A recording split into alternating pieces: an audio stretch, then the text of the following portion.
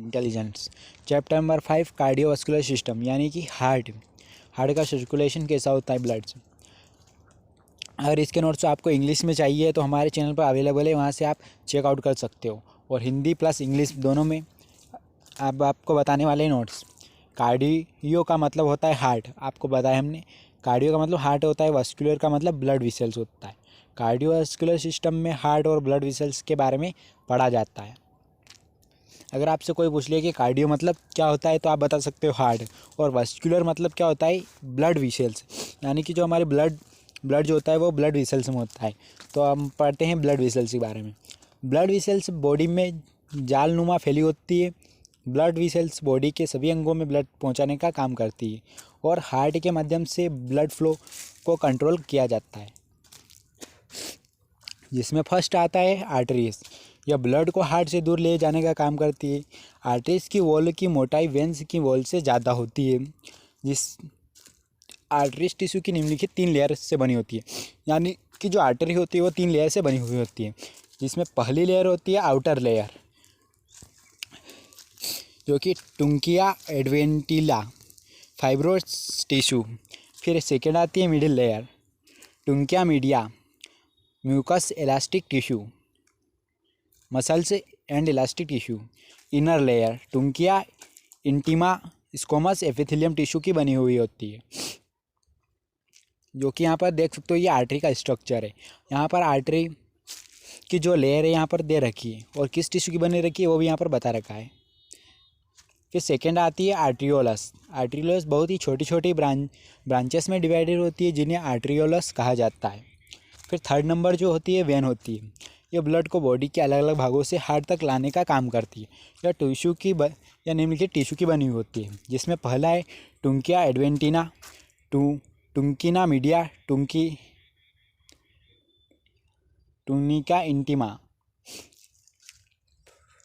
यानी कि यहाँ पर एडवेंटिना मीडिया टुंकिना इंटीमा लेयर की बनी हुई होती है, जिसमें वेंस में ब्लड का प्रेशर आर्टरीज से कम होता है। यानी कि वेन जो होती है इनमें ब्लड का प्रेशर आर्टरी से कम होता है, इसी कारण वेन को काटने पर बहुत कम मात्रा में ब्लड फ्लो होता है।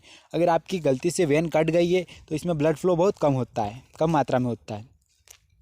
अगर आपके आर्टरी को काट दिया जाए तो उसमें ब्लड ज़्यादा फ्लो होगा, यानी कि अगर आपकी आर्टरी कट गई है तो ज़्यादा ही आपका ब्लड बहेगा, फिर आपकी जान भी जा सकती है। फिर लोअर लिम्स की लेग की वेन में वॉल्व पाए जाते हैं, यानी लोअर लिम्ब जो होता है उसमें वॉल्व पाए जाते हैं, जिसके कारण लोअर लिम्ब में वेंस में ब्लड का कभी भी बैक फ्लो नहीं होता है। यानी कि लोअर लिम्ब जो होता है आपका उसमें ब्लड का बैक फ्लो नहीं होता है।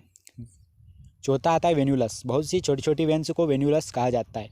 पांचवी जो आती है कैपिलरीज। छोटी छोटी आर्टरीज आगे चलकर और छोटी छोटी विसल्स में डिवाइड होने लगती है, जिन्हें कैपिलरीज कहा जाता है। इन कैपिलरीज की वॉल्व के द्वारा छोटे छोटे मॉलिक्यूल्स आसानी से कैपिलरी में आना जाना करते हैं। इन कैपिलरीज के माध्यम से छोटी छोटी आर्टेरियल्स को छोटी छोटी वेन्यूलस में मिलाया जाता है। यह कैपिलरीज टिश्यू के चारों तरफ पाई जाती है, जिसके द्वारा टिश्यू को ब्लड और ज़रूरतमंद सब्सटेंस की सप्लाई की जाती है और वेस्ट प्रोडक्ट को रिसीव किया जाता है। यानी कैपिलरीज जो होती है यह जो हार्ट में या हार्ट में जो ब्लड सप्लाई करती है उसमें जो वेस्ट प्रोडक्ट होते हैं उनको बाहर रिमूव करती है। यह जो हमने पढ़ी यह ब्लड वेसल्स थी जो कि हार्ट में होती है। ये 5 ब्लड वेसल्स थी यहाँ पर जो आपने पूरी डिटेल में पढ़ा है। उसके बाद आता है blood supply to blood vessels, यानी कि हार्ट में ब्लड सप्लाई कैसे होता है। मोटी वॉल्स वाली ब्लड वेसल्स को वसोकर्म के द्वारा प्योर ब्लड की सप्लाई की जाती है और पतली वॉल्स वाली ब्लड वेसल्स को ब्लड की सप्लाई उन्हीं के अंदर पाए जाने वाले ब्लड के माध्यम से होती है। मेडुला ओब्लिंगेटा में वोसोमोटर सेंटर पाया जाता है। इस वोसोमोटर सेंटर के द्वारा ब्लड वेसल की साइज को बढ़ाया और घटाया जा सकता है। यानी कि जो ब्रेन में हमारे मेडुला ओब्लिंगेटा होता है उसमें वोसोमोटर सेंटर जो पाया जाता है ना, उसके द्वारा ब्लड वेसल्स की साइज को बढ़ाया और घटाया जा सकता है। यानी कि इसका कंट्रोल ब्रेन के पास होता है ब्लड वेसल का। फिर आता है हार्ट। यह हमारी बॉडी का सबसे ज़्यादा महत्वपूर्ण ऑर्गन है। यह लगभग त्रिकोणीय आकार का होता है, यानी कि त्रिकोण आकार का होता है, कॉन शेप का। हार्ट का एक साइज हमारी मुट्ठी के बराबर होता है। यह मसल्स का बना होता है ऑर्गन होता है। यह रेडिश ब्राउन कलर का होता है। यह मेलेस में लगभग मेल यानी कि मेल जो आदमी में 300 ग्राम होता है, फीमेल में लगभग 250 ग्राम होता है, यानी कि महिला में 250 ग्राम होता है। थोरेसिक कैविटी में मेडिस्टेनियम के 2 लंग्स के बीच की जगह में पाया जाता है। अगर ये आपको नोट्स अच्छे लग रहे हैं तो इसका कुछ नहीं करना है, सिंपल सा स्क्रीनशॉट लेना है। उसके बाद आप इसको गूगल लेंस की मदद से इंग्लिश में ट्रांसलेट करके इसी के नोट्स बना सकते हो, क्योंकि जैसे ही आप इसके नोट्स बनाएंगे तो आपको समझ में अच्छा आएगा और इसके नोट्स आपको अच्छे रहेंगे। जो कि यहाँ पर अच्छा आपको दिख रहा है कितना कंटेंट होता है, कितना ब्लड होता है, कहाँ पर पाया जाता है, हार्ट, सब कुछ इसमें डिटेल से बता रखा है। तो इसके नोट्स आप बना सकते हो, बहुत ही अच्छा रहेगा आपके लिए। लेयर ऑफ हार्ट की 3 लेयर होती है। पेरिकार्डियम, सेकेंड होती है मायोकार्डियम, थर्ड होती है एंडोकार्डियम। पेरिकार्डियम यह हार्ट की सबसे बाहरी लेयर होती है, यह 2 लेयर की बनी होती है। पेरेंटल पेरिकार्डियम यह बाहर की लेयर होती है। फिर सेकेंड आती है विस्कुलर पेरिकार्डियम, यह अंदर की लेयर होती है हार्ट के अंदर। यहाँ पर लेयर ऑफ हार्ट के जो लेयर होती है उसका यहाँ पर स्ट्रक्चर दे रखा है, इसका भी स्क्रीनशॉट लेकर आप बना सकते हो। वस्कुलर ऑफ पेरिट्रल पेरिकार्डियम के बीच में पाए जाने वाली स्पेस को पोटेंशियल स्पेस कहा जाता है। पोटेंशियल स्पेस में सीरियस फ्लूइड पाया जाता है। यह सीरियस फ्लूइड हार्ट को नमी प्रदान करता है, हार्ट बीट के दौरान हार्ट की फ्री मूवमेंट करवाता है, यह हार्ट को सुरक्षा प्रदान करने का काम करता है। यहाँ पर इंपॉर्टेंट जो है यहाँ पर देख सकते हो कि यह सीरियस फ्लूइड होता है जो कि नमी प्रदान करता है हार्ट को। जो नमी रहती है हार्ट में वो इसी फ्लूइड के कारण होती है, जो मेन इंपॉर्टेंट टॉपिक है यहाँ पर। फिर सेकेंड आता है मायोकार्डियम, यह पेरिकार्डियम और एंडोकार्डियम के बीच में पाई जाती है। इस लेयर में 2 तरह के कार्डियक सेल्स पाए जाते हैं। पहला है कंट्रोलाइट सेल्स, वह कार्डियक। सेकेंड आता है वह कार्डियक सेल्स जिनके द्वारा इंपल्सेस बनाई और एक दूसरे स्थान तक ले जाई जाती है, जो कार्डियक सेल्स करते हैं। फिर थर्ड आता है एंडोकार्डियम लेयर, यह हार्ट की सबसे अंदर की लेयर होती है। यह हार्ट के सभी चैम्बर और वॉल्व को कवर करती है। यह लेयर एपिथेलियल सेल की बनी होती है, यानी कि हार्ट में जो चैम्बर होते हैं और हार्ट में जो वॉल्व होते हैं वो इसी के द्वारा बने हुए होते हैं। फिर इनर स्ट्रक्चर ऑफ हार्ट, यानी कि अंदर का स्ट्रक्चर कैसा होता है हार्ट का। सेप्टा हार्ट को 2 साइड, राइट और लेफ्ट साइड में डिवाइड करता है। हार्ट की एक साइड को 2 भागों में बांटा जाता है। हार्ट की एक साइड के ऊपर के भाग को एंट्रियम और नीचे के भाग को वेंट्रिकल्स कहा जाता है। फीटस लाइन में 2 साइड में पाए जाते हैं। यानी कि आपको बता दूं हार्ट में कुल 4 चैम्बर होते हैं। पहला होता है राइट एंट्रियम, राइट वेंट्रिकल, फिर लेफ्ट एंट्रियम, लेफ्ट वेंट्रिकल, ऐसे 4 चैम्बर होते हैं हार्ट में, जो कि यहाँ पर बता रखा है। इनर हार्ट स्ट्रक्चर में देख सकते हो यहाँ पर पल्मोनरी वॉल्व होता है, यहाँ पर पल्मोनरी वेन होती है, राइट एंट्रियम होता है, फिर ट्रिकस्पेट वॉल्व होता है यहाँ पर, फिर यहाँ पर राइट वेंट्रिकल होता है, फिर लेफ्ट एंट्रियम होता है, फिर मिट्रल वॉल्व होता है, फिर एरोटिक वॉल्व होता है, लेफ्ट वेंट्रिकल होता है। यानी कि हार्ट में कुल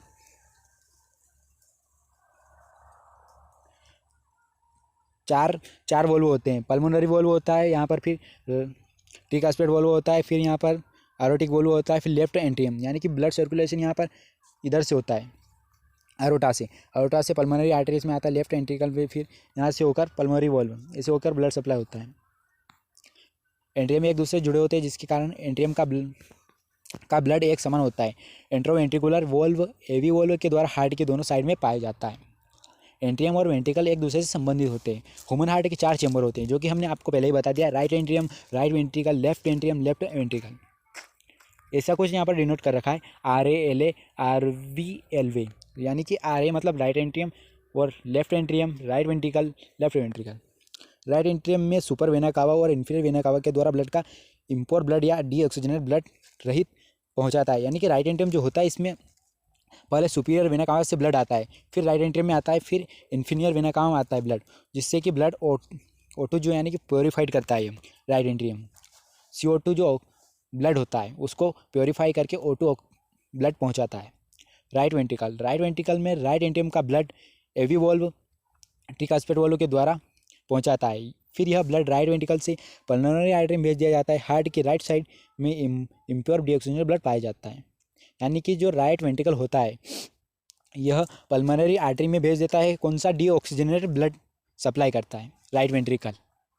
यहाँ पर आपने जो देखा था यहाँ पर राइट एंट्रियम जो ऑक्सीजनेटेड ब्लड पहुँचाता है और यहाँ पर राइट वेंट्रिकल जो होता है वो डीऑक्सीजनेटेड ब्लड पहुँचाता है, जो कि स्ट्रक्चर में पूरा देख सकते हो। यहाँ पर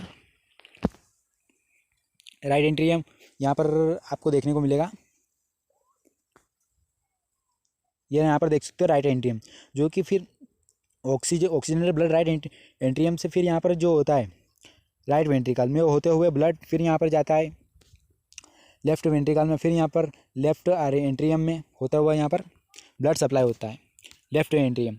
लेफ्ट एंट्रियम लंग्स के पल्मोनरी वेन के द्वारा ब्लड सप्लाई पहुंचता है, यानी कि लेफ्ट वेंट्रिकल में जब ब्लड पहुंचता है तो वह लंग्स में ऑक्सीजन को इनटेक करता है, फिर CO2 को आउट करता है ब्लड, यानी कि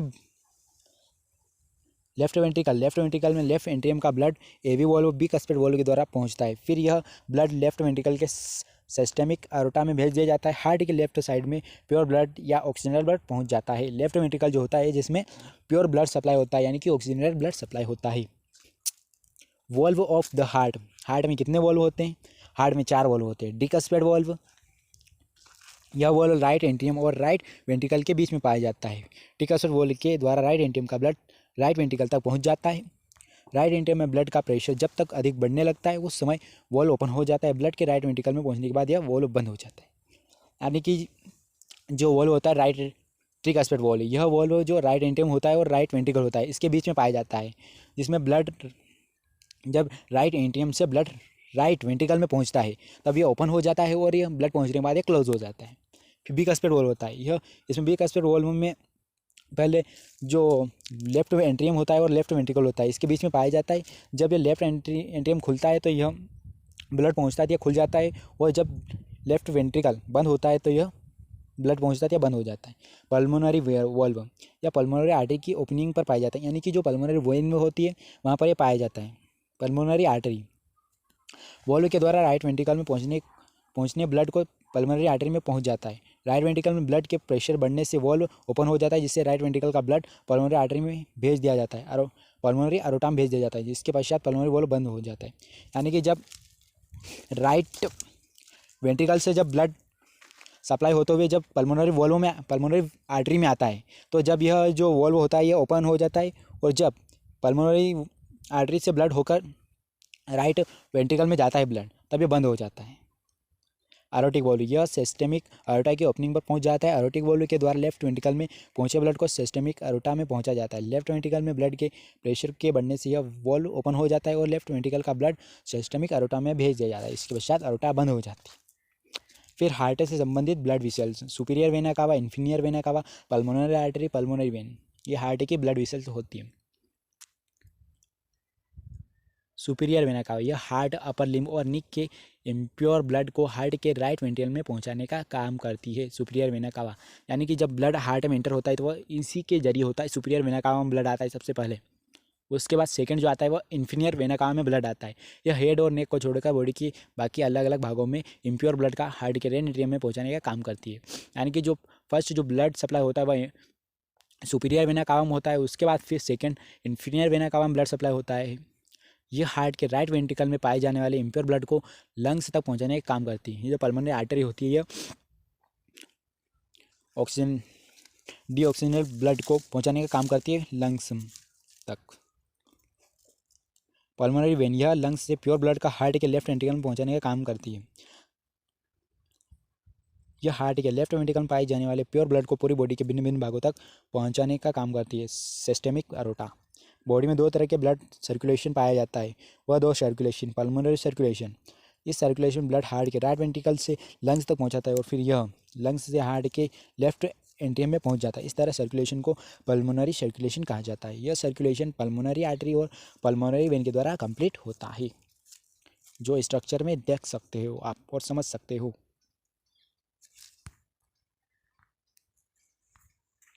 फिर इसके बाद आता है पल्मोनरी आर्टरी, यह हार्ट के राइट वेंट्रिकल से इम्प्योर ब्लड को लंग्स तक पहुंचाती है। यह हार्ट के राइट वेंट्रिकल से निकलने के बाद 2 भागों में बढ़ जाती है।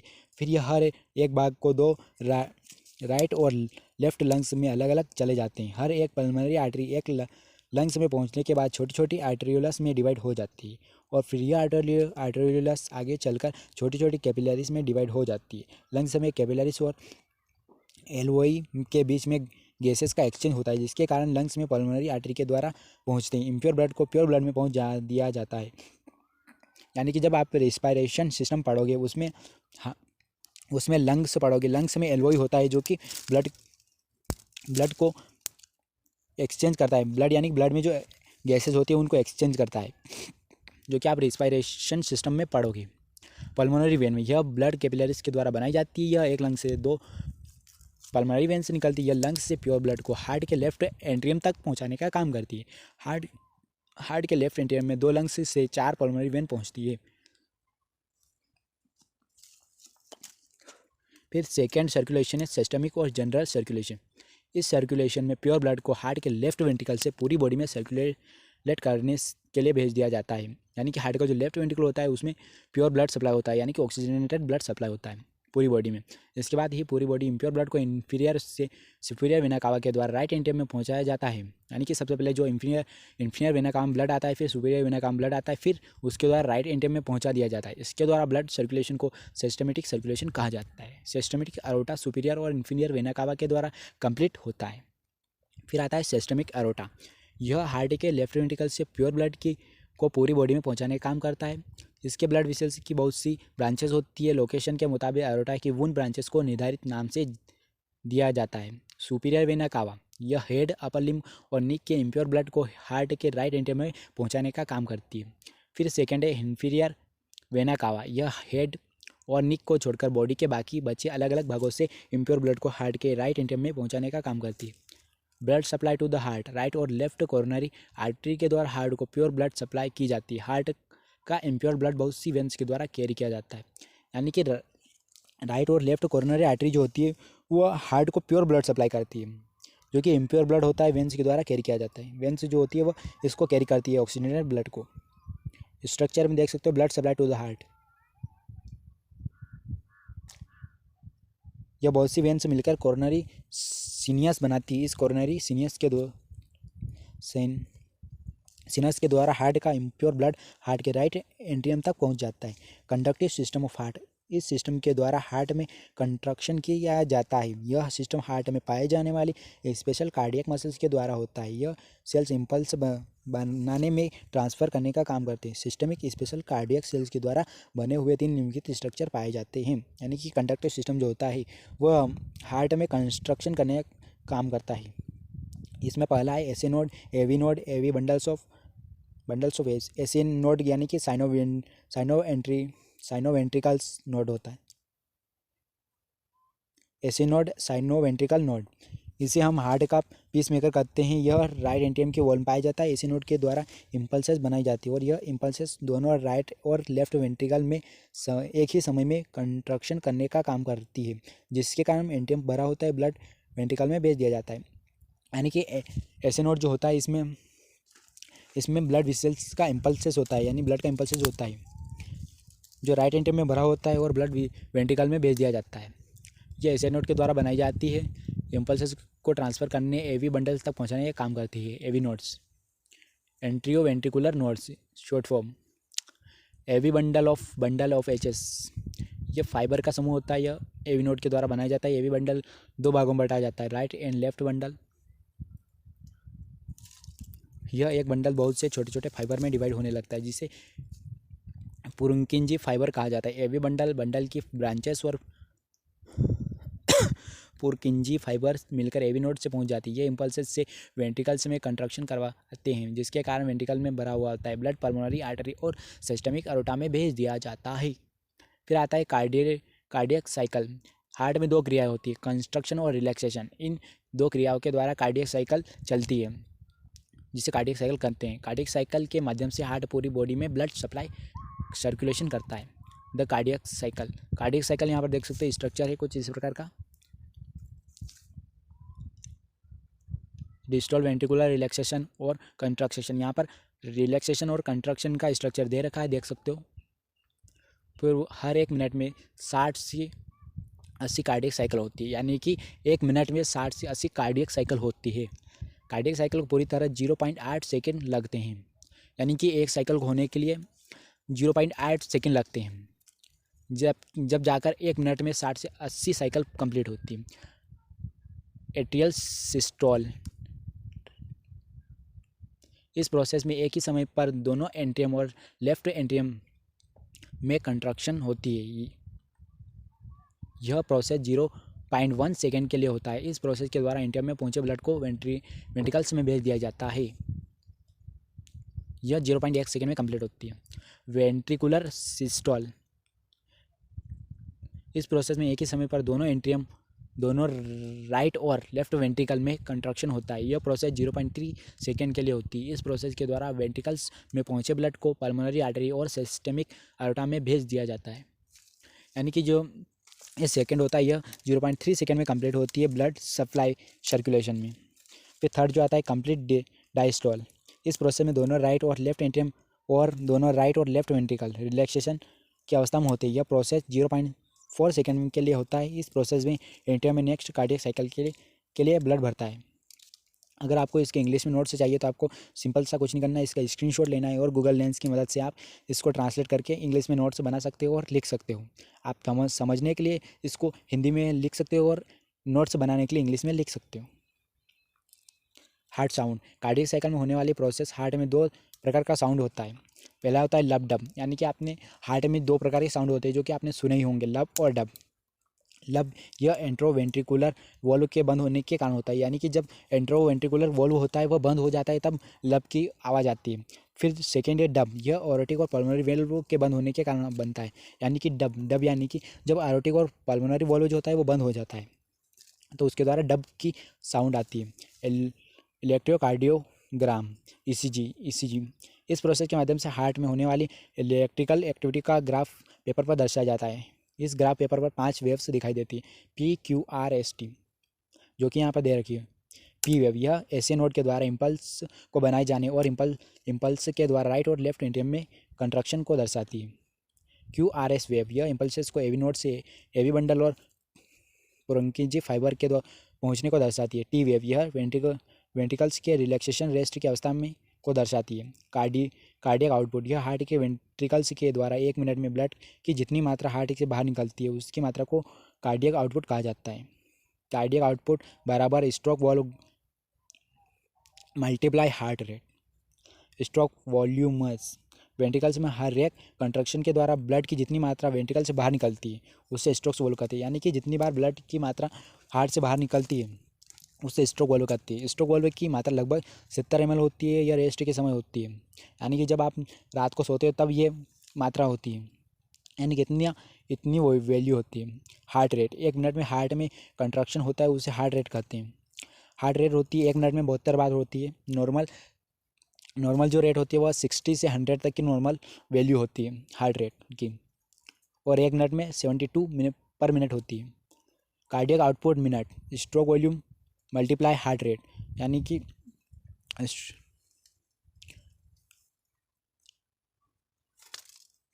स्ट्रोक वॉल्यूम यानी कि लगभग 70 ml, यानी कि आपके रात के सोने के टाइम जो आपकी जो हार्ट रेट होती है वो 70 होती है और जो नॉर्मल जो दिन के टाइम होती है जब आप जागते हो तब होती है 72। दोनों को मिलाकर दोनों का मल्टीप्लाई करने पर यहाँ पर हमें 5 मिनट की में प्राप्त होता है। ब्लड प्रेशर आर्टरीज में ब्लड पाया जाता है, वह ब्लड आर्टरीज के वॉल पर जितना प्रेशर अप्लाई करता है उसे ब्लड प्रेशर कहा जाता है। सामान्य बीपी यानी कि आप जो ब्लड प्रेशर लेते हैं उसमें नॉर्मल वैल्यू जो बीपी की होती है वह 120/80 mm ऑफ Hg होता है। सिस्टोलिक बीपी होती है 120 होती है। फिर डायस्टोलिक जो बीपी होती है वह 80 होती है। सिस्टोलिक बीपी वह बीपी जो हार्ट के वेंट्रिकल में कंट्रक्शन होती है। सिस्टोलिक बीपी उसे कहते हैं जो कि वेंट्रिकल में कंट्रक्शन करती है। फिर डायस्टोलिक उसे कहते हैं जो बीपी के हार्ट रेस्ट करता है, यानी रात के समय। पल्स लेफ्ट वेंट्रिकल में हुई कंट्रक्शन के कारण आर्टरीज की वॉल में जो उभरी हुई वॉल्व तरंग महसूस होती है उसे वेव को पल्स कहते हैं, यानी कि लेफ्ट वेंट्रिकल में जो कंट्रक्शन होता है उसके कारण आर्टरी का जो वॉल्व होता है उसमें उभार आती है, वो जो उभार हमें महसूस होती है उसे पल्स कहते हैं। इन अडल्ट्स में जो हार्ट रेट होती है पल्स रेट जो होती है 60 to 100 मिनट की होती है। इन इन्फेंट्स पल्स रेट 130 से 150 मिनट होती है। Blood supply to the body, यानी कि बॉडी में ब्लड सप्लाई हार्ट के कैसे होता है यहाँ पर देख सकते हो स्ट्रक्चर में।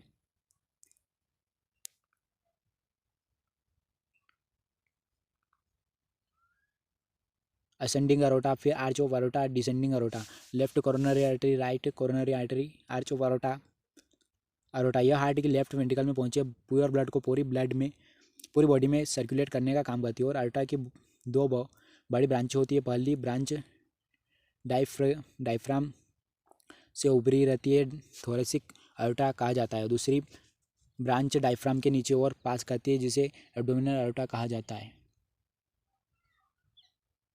थोरेसिक अयोटा निम्नलिखित 3 ब्रांच होती है, ascending aorta, arch of aorta.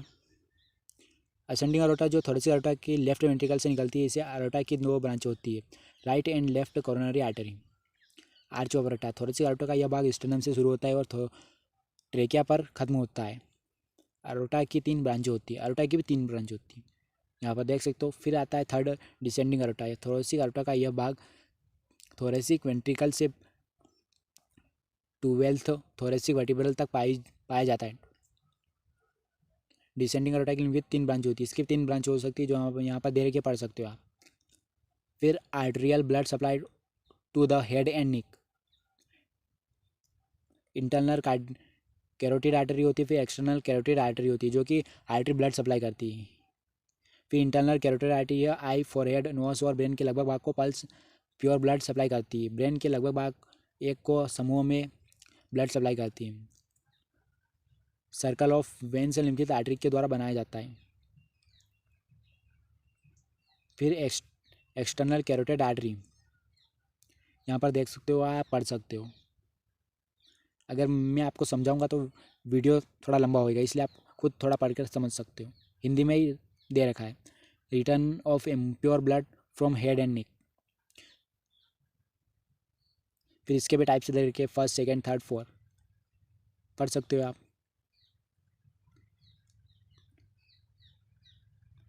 Internal jugular vein जो होती है यहाँ पर, जो कि इलियम, फेशियल, थायराइड और स्कल ब्लड को रिसीव करती है। इंटरजुगुलर जो वेन होती है वो स्कल और थायराइड जो होता है और फेशियल जो एरिया होता है उसमें ब्लड सप्लाई करती है, जो कि राइट और लेफ्ट में ब्रांच वेन से बनती है। फिर एक्सटर्नल जुगुलर वेन होती है। फिर pure blood supply to the upper limbs, यहाँ पर सब दे रखा है, आप पढ़ सकते हो।